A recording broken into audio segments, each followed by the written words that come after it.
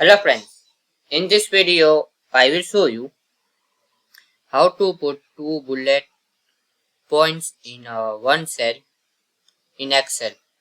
So guys, it's very easy to put it like this cell will be have a cell, so you need to increase this cell, this cell, you need to increase it.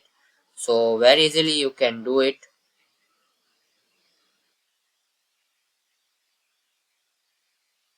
So firstly you need to type this bullet. You can copy by Google.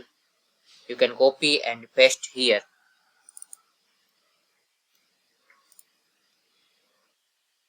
and paste it.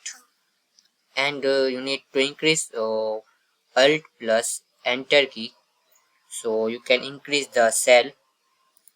And now you can type whatever you need to type, like this text.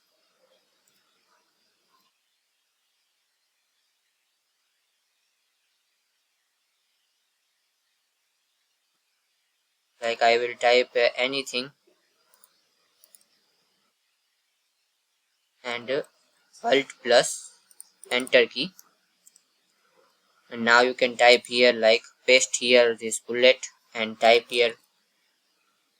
You need to type it again, Alt plus Enter key, and paste your bullet and type here letter.